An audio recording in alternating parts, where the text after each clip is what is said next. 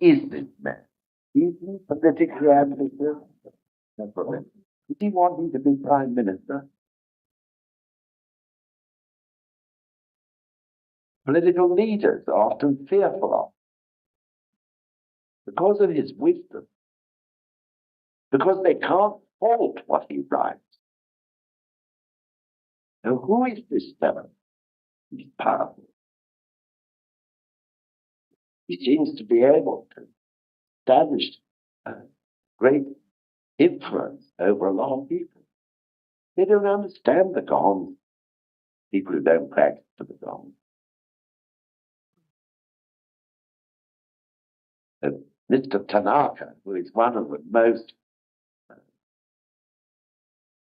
words fail me, but I mean, he's one of the most corrupt politicians in Japan.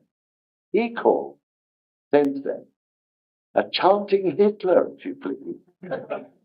This man, who has already been in the courts for embezzlement, hundreds and hundreds and hundreds and thousands. But all the newspapers quoted, he even got in the Daily Telegraph. The truth is, of course, that Sensei is a person of the middle way. He is following a path of perfect balance because he chants Nam-myoho-renge-kyo. And therefore, he can be in the right place at the right time and say the right thing which is of most value in any situation, which is what also you are doing. Though whether you know it or not, I don't know. But this is what you're doing. Sometimes people maybe don't understand you. For some reason, they can't sort of make you out. Certain types of people who are, horribly ambitious themselves or whatever, probably can't make you out.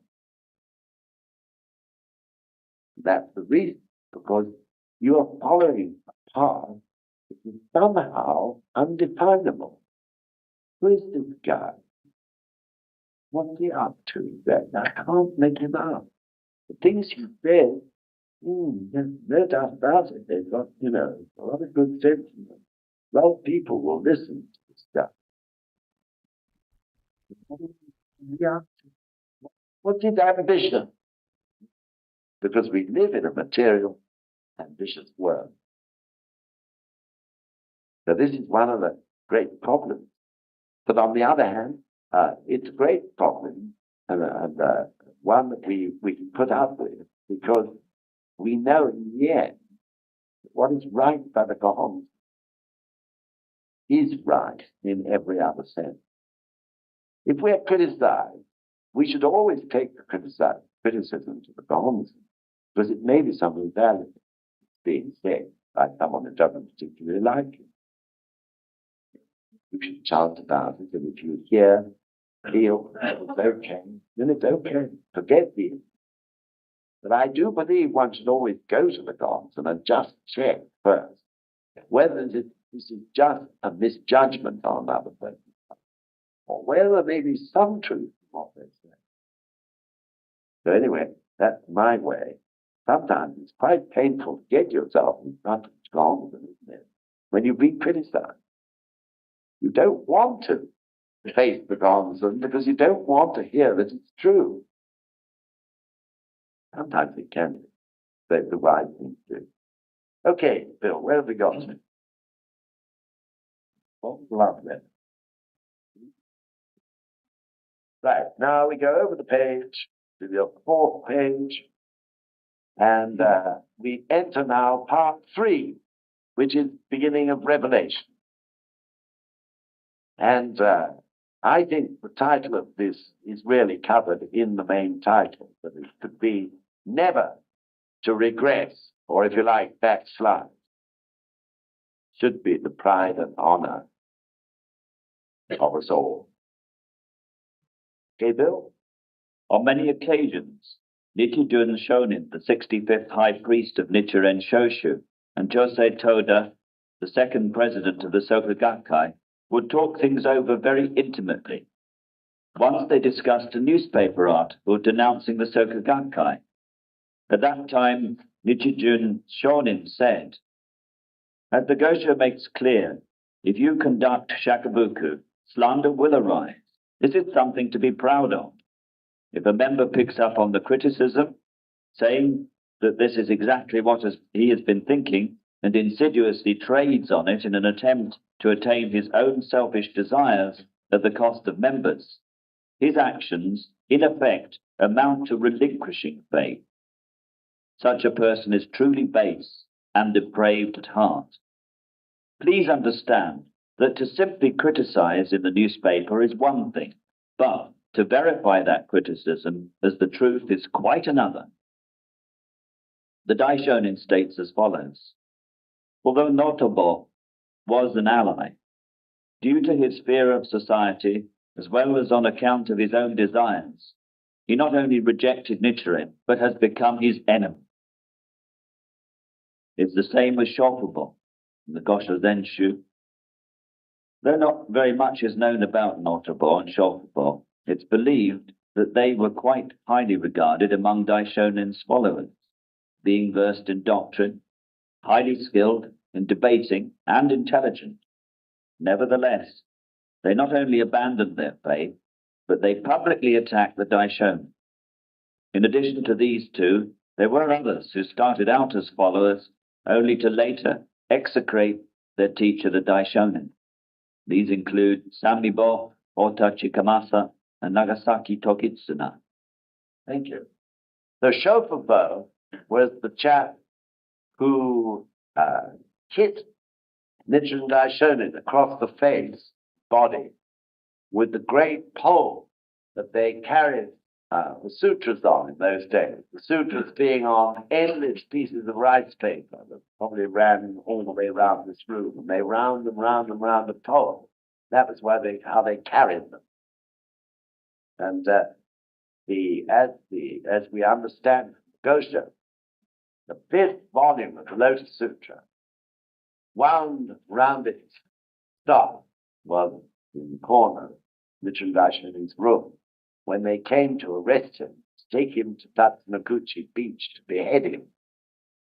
And this Shofubo, who had actually practiced for some time Nichiren Daishonin's teaching, had turned against him and actually came with joy, see Nichiren Daishonin arrested, taken to the beach to be beheaded.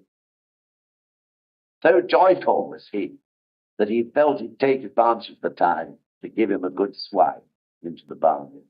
So he picked up this pole and laid about Nichiren Daishonin round his head and his body. In the fifth volume of the Lotus Sutra, it's the very sutra in which predicted the votary of the Lotus Sutra in the age of Mappa will be beaten with sticks and staves, strangely enough. So when Nichiren Daishonin realized that, according to what he says in the Gosho, Shofubo was beating him with this particular volume of the Lotus Sutra, he was filled with joy at the thought of it. Because he knew he was fulfilling the predictions of Shakyamuni Buddha. That's a marvelous story. I forgot to say, no, I did tell you, title, that's all right. So anyway, the thing is that even the closest people sometimes can reveal traitors. Sorry to say. And I think the important thing is that we shouldn't be surprised if suddenly someone of a traitorous nature was revealed, amongst you, amongst people who you practice. It's not a regular happening. I don't think it's a frequent happening. But every so often, such worms, you could say, can appear out of the woodwork. They've been practicing, it means, for some particular selfish reason. Maybe they had ideas of using the organization for their own purposes in one way or another. We've had cases in the past, one case I can think of, where a person, was much more keen about the idea of chasing up the women in the organization than the government. Or we've the odd businessman who thought that, the several thousand members of NSUK would make a very good marketing area for one of his products, or to sell insurance policies, whatever it may be. In other words, they weren't concerned about the Gehonzon or their own human revolution. Gehonzon was secondary. What was important to them was their own selfish aim. Now, this happens sometimes, so we shouldn't be surprised. And such people, of course, one should try to make them see sense. But often it's very difficult. If they're really possessed by some devilish purpose, often very difficult to make them see sense. Because in any case, the only reason they joined was for their selfish purpose. For another person, it could be power. They saw a chance here, etc., etc., etc. Because they often appear, we try to make them see sense. They don't, in the end, please just leave them. To go on and on and on and on and on over weeks and months and years, just a waste of energy where a person is proved to be a person of incorrigible disbelief.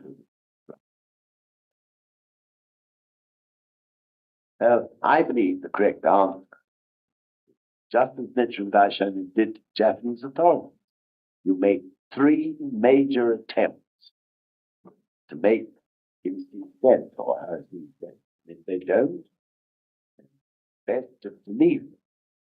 I'm talking about physically leaving them alone. But of course you don't leave them alone in your democracy. And especially if you've been close to them in one way or another, to chant for them that they will one day see things is very important. But such people will appear from time to time. They are representatives, if you like, of the negative force of life. And the negative force of life, as we all know only too well, is ever present. And it manifests in human beings, both in some cases only in the proper measure, which we all have. But in some people, it's particularly strong.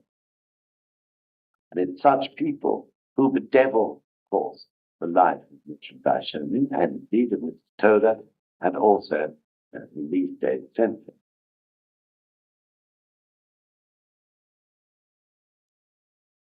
Right, Bill. The next bit, well, go down a little further down the page. Today I would like to introduce Nikko Shonin's, etc., etc. All got it? 4 paragraphs from the end. Today I would like to introduce, on your 4th page, Nichiren Daishonin. I'm going to leave it to Bill for now. All right, off we go. Today I would like to introduce Nikko Shonin's Deshibon Honzon Mokurok, or Deshibuncho for short. This document was written in 1298, when Nikko Shonin was at the age of 53, titled Record of the Gehonzon bestowed upon the disciples of Byakuren, Nikko. It lists 66 disciples of Nikko Shonin as having received Gehonzon inscribed by Nichiren Daishonin. The Deshibuncho lists both priests and lay believers without distinguishing between them. From this single detail, I believe we can see Nikko Shonin's spirit to foster harmonious unity of priesthood and laity. This is something which deeply impresses me. However, because of limitations of time, I'd like to leave this matter for some other occasion. In the Deshibuncho, Nikko Shonin clearly refers to the people who had abandoned faith and been traitorous as having committed betrayal, strictly stating the nature of their offense. First coming across this passage shortly after my conversion, I was deeply struck by the solemnity of Nikko Shonin's attitude toward faith. Among the 66 followers whose names are listed, those who had betrayed their master and were defrocked came to 12, roughly 18% of the total.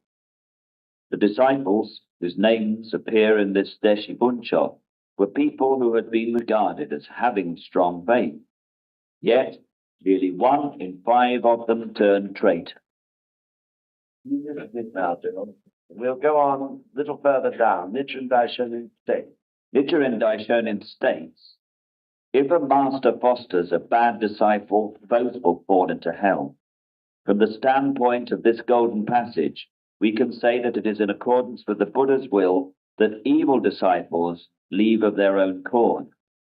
Backsliders and treacherous people are like parasites in the lion's body. Their going away will prevent the seeds of future trouble from being sown. Again, this is a process whereby we can deepen our own faith and develop still further the movement of Causton.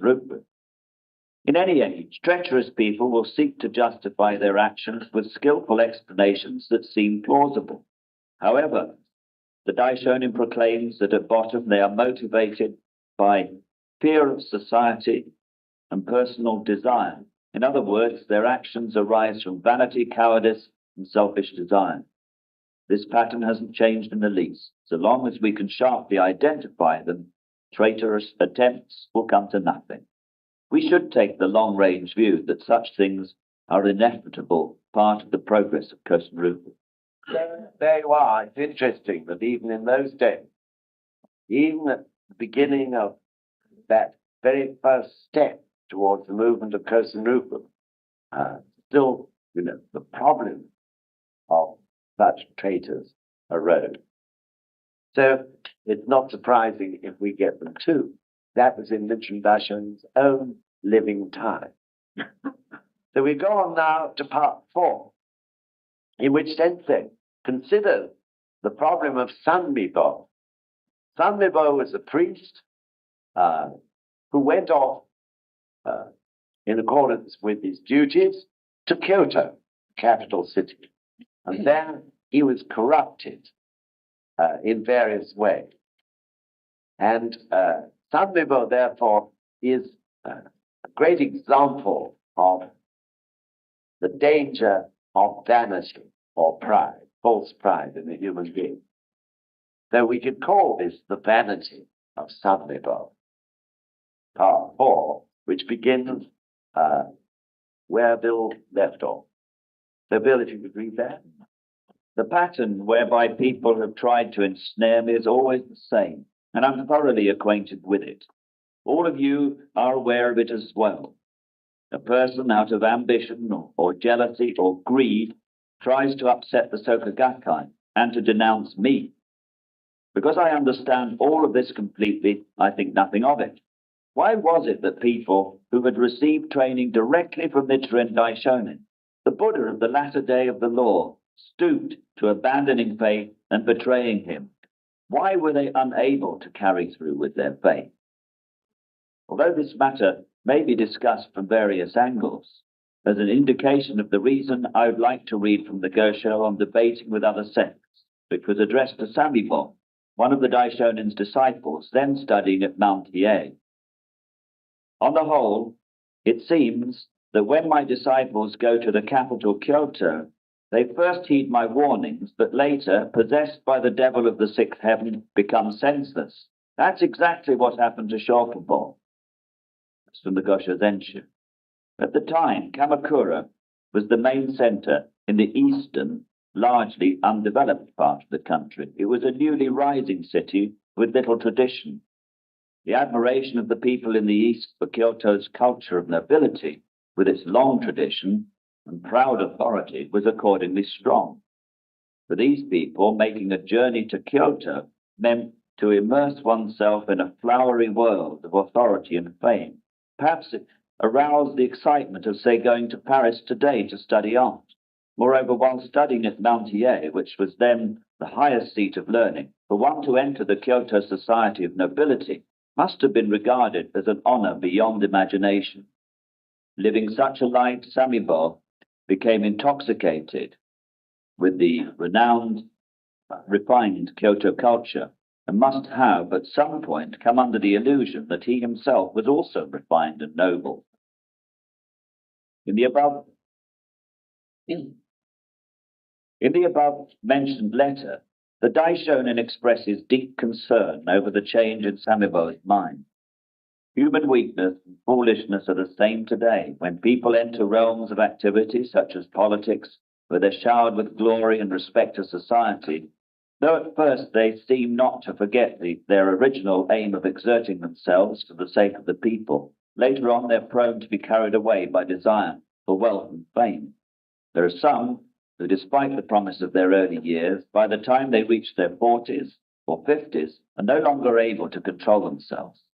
To prevent this from happening, it's of the utmost importance that whatever you may be involved in, you always have the humbleness of mind to receive instruction in faith. You should realize that once you dissociate yourself spiritually from your seniors in faith and the organization, you're already in a very dangerous situation. The Daishonin describes Samibo as having been possessed by the devil of the sixth heaven. The Kanji chapter of the Lotus Sutra states, demons will take possession of others. Although outwardly one looks normal, his mind falls under the control of devils and demons, as explained in Buddhism.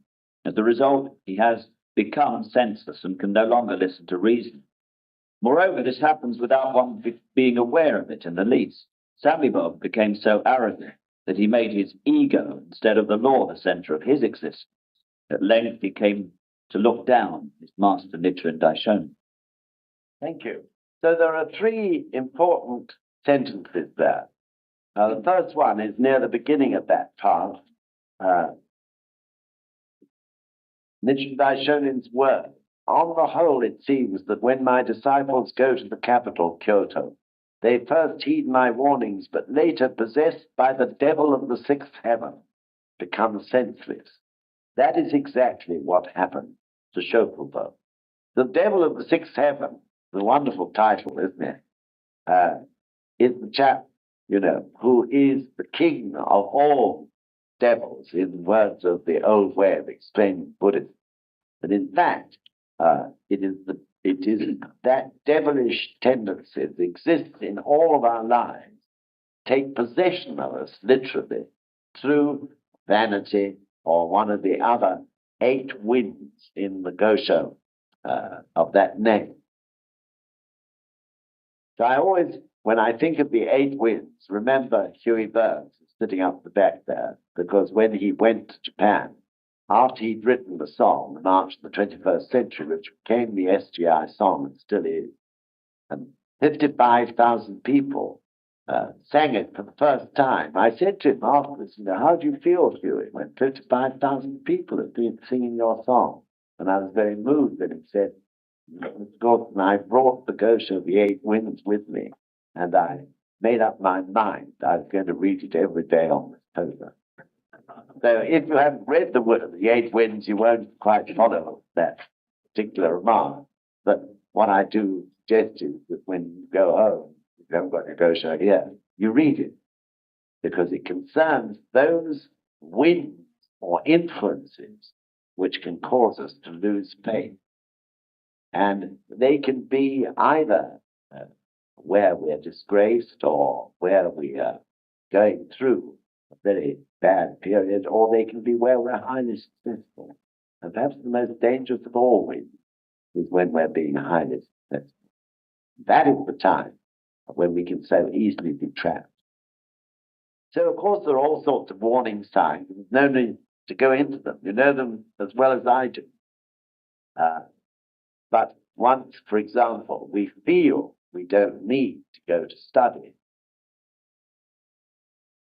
of course, many times we can't go because we have something very urgent on. But when we have a feeling we don't need to go to study, or when we feel we don't need to listen to a Gosho lecture, or to listen to guidance in the media, that's dangerous, isn't it? Because the truth is, we never stop learning. As Nichiren Daishonin said in many places, no matter what the status of the teacher, we should listen to what he has to say, because there is always something new. We can read a Gosho this year, and we can read it again next year, and because we have changed for the better, one hopes, in that year, we'll get more out of it in the next year than we did in the first year. And we can read it every year from then onwards, and we will always get something out of it. It's true, isn't it? So this, I think, for men is particularly important. I think, men are particularly susceptible to fame. It's very easy for men to get big-headed, feel, there is something great about themselves. They've done great things. So this is when Nichiren Buddhism warned. And this will never happen as long as we keep our practice going. But of course it can be a vicious circle, can't it? The very fact that we're big-headed makes us feel we don't have to chant so much Daimoku. A particular chap I know in NSUK used to actually say, he's not here anymore, and he used to say, there's really no need to chant a lot anymore. So he's member. It's unbelievable what he did. So you can see how distorted the mind of someone who is possessed of a conceited mind can be. One would hardly believe such a thing is possible, but it happens. That's the point. And of course, usually such a person happens when they are not practicing properly. And Nichiren Buddhism says in the Gosha, if one's takes slack, inevitably devils will move in. And we all know, that devilish force is there within us. Therefore, if our positive life force begins to drop, negative force of life is in like a shock. There's no pause, no hesitation, no period where your life sits on the fence, as it were. It's there, a bomb. The moment it sees and opens. This is the nature of life. And then over the page, there are two other sentences.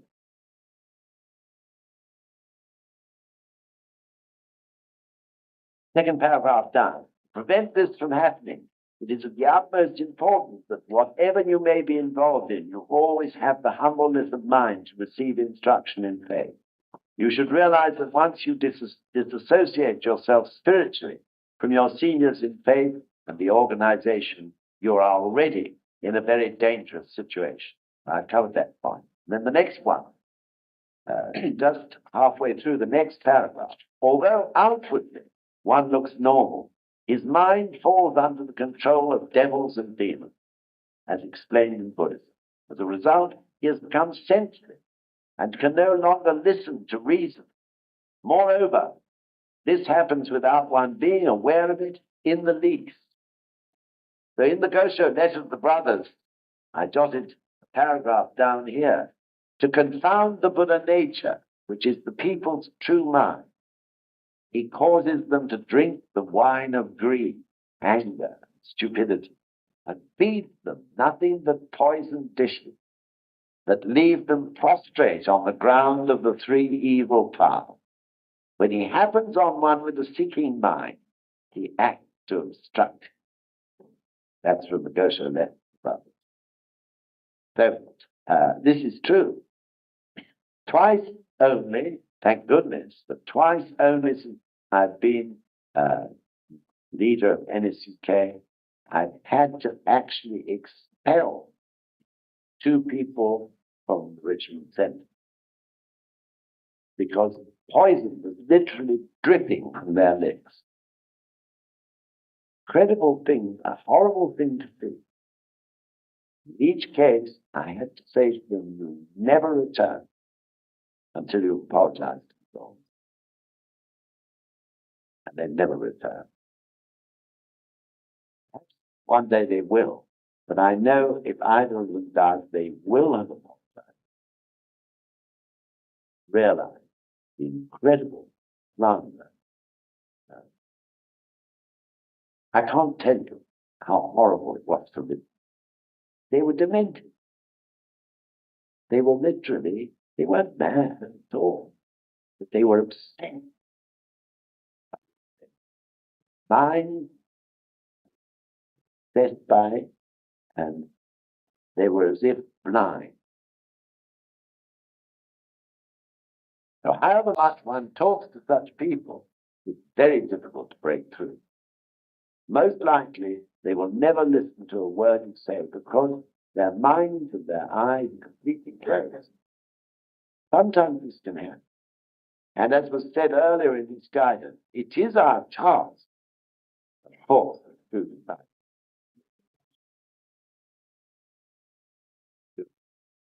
such people to task, point out their slanderers, do our best to make them stop. But if they won't, if they prove to be people of incorrigible disbelief or whatever, then one has to just let them go.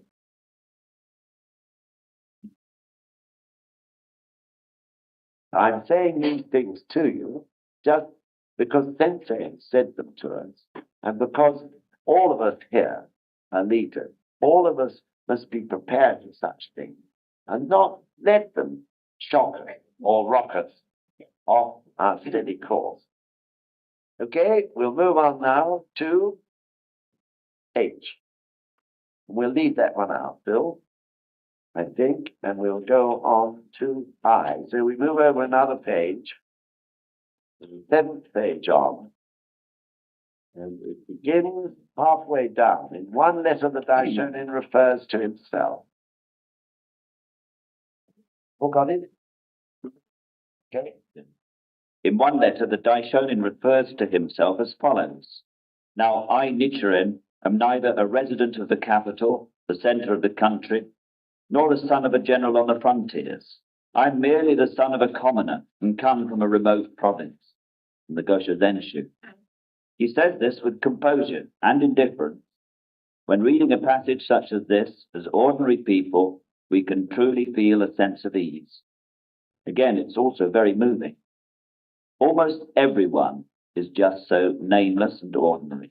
They are the people. The single point of how these people can, in practical terms, be made happy is the essence of Buddhism. Nichiren Daishonin was born among the common people who are in direct confrontation with the oppressive forces of power and authority. This underlines the fact that the Daishonin is a Buddhism of the people. In terms of his origin, he stands in contrast to Shakyamuni, who was born as the son of the ruler. However, Shakyamuni gave up the royal life and lived among the people. This is the unchanging spirit of Buddhism. So this is the beginning of part 5, which is transmission. And perhaps you could title it, Let's Advance the Movement for Causton Rufu majestically towards the future. Let's advance the movement for Causton Rufu majestically towards the future.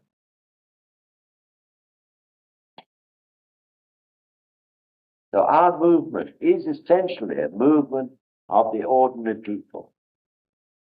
It is not an intellectual or philosophical society, is it? It's not, or shouldn't be, an exclusive club.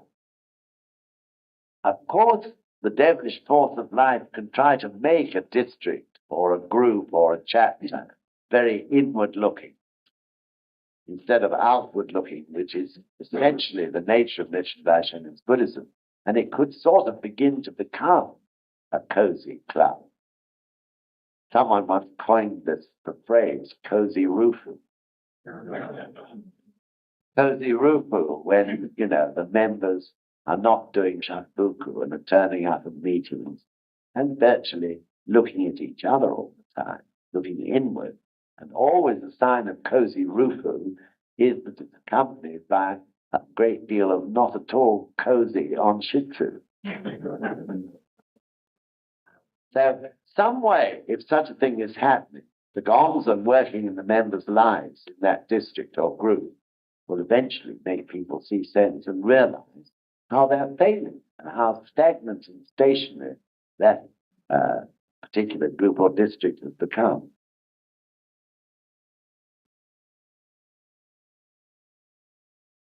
In this particular part of the Gosho, right, which is, I've lost my train. Here we are. Yeah. Sorry. In one letter, the Daishonin refers to himself as follows. Now I, Nichiren, am neither a resident of the capital, the center of the country, nor the son of a general on the front. I am merely the son of a commoner and come from a remote province. And everyone is nameless in that sense. In a way, you may get into the UK Express and immediately 4,000 people may know you. More, selling many more copies of that now. Or you may get into the Seikyo Shinbun and 4.5 million people in Japan will know about you and your experience. But one is still nameless. That's the point. The movement of the ordinary people.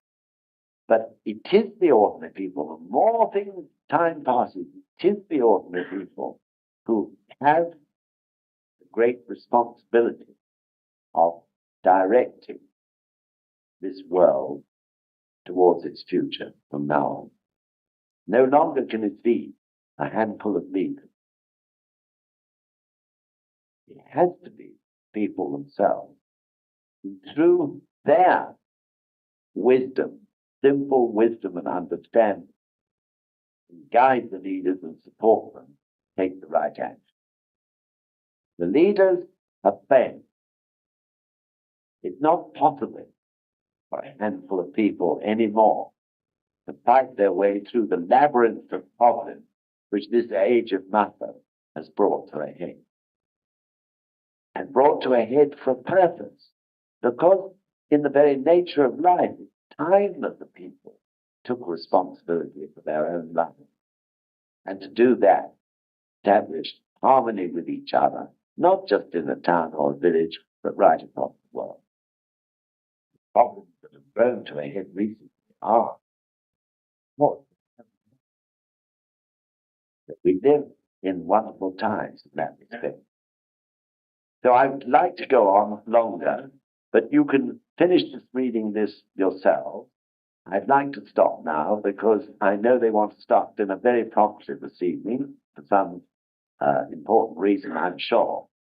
So I hope you found this valuable.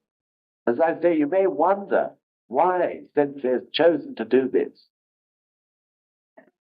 The point is, he's giving us guidance which will last us for 50 years.